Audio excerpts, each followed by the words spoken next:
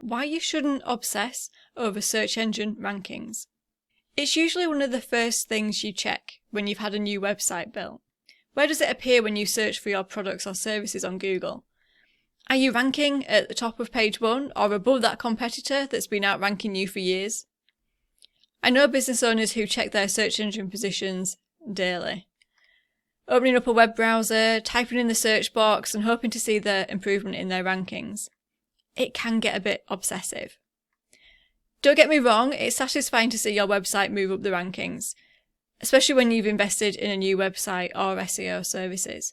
And it's exciting to see your website at the top of page 1 for your chosen keywords and watch as your competitors move down the page.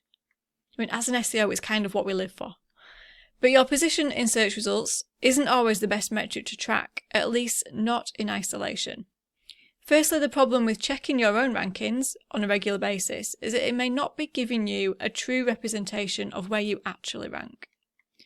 Google is likely to show your website higher than others as it's a site you visit often. This is due to Google showing users personalised results based on their browsing history. To get around this, it's best to use either a different browser or to go incognito, use private mode, and make sure you're logged out of any Google accounts. Better still, try using software to track your positions for you, as this will eliminate any internet history interfering with the results that you see. Services such as SEMrush and SERPRobot, free versions available, are good for this. Secondly, whilst a higher position in Google is likely to get you a higher click-through rate and thus more traffic to your website, it's not always that simple.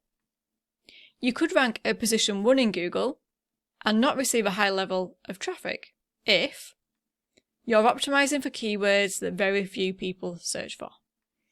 This can happen when we work in a business for so long that we forget that our customers might use different terminology for the products and services that we provide. Or we may offer a product or service that people find via other channels such as word of mouth and rarely search for it online. Or when your listing doesn't look relevant to the searcher. When we focus on crafting the perfect page titles and meta descriptions for our web pages, we're often thinking like a search engine and what they think is relevant.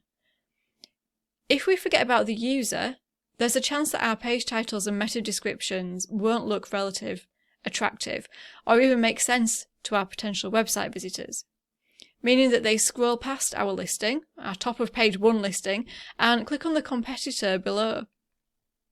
In either of the above scenarios, tracking your search engine positions wouldn't give you a full picture of how well your website and SEO is actually performing.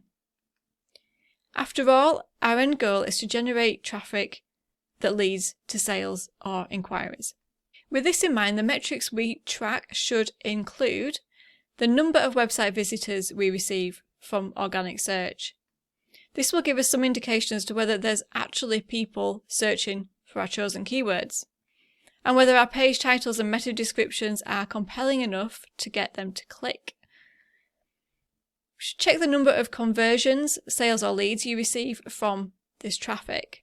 This will give you an indication as to how well your website is performing in providing sufficient information and ease of use to convert visitors into customers.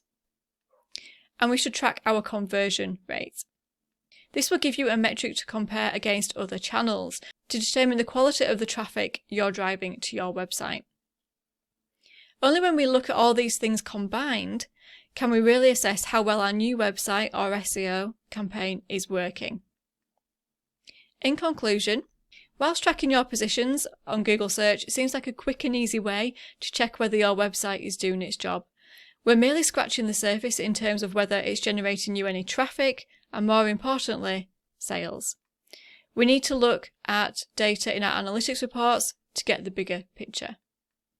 If your reports show traffic to your website is increasing with a healthy conversion rate, then you no longer need to obsess over your search engine rankings. Hope you found this video useful. Be sure to check out the links in the description below. Visit our blog for more content, sign up to our list and get that content delivered direct to your inbox. Don't forget to check out the Skittish Academy for more training on how to use digital marketing to generate leads for your business. Until next time, keep marketing.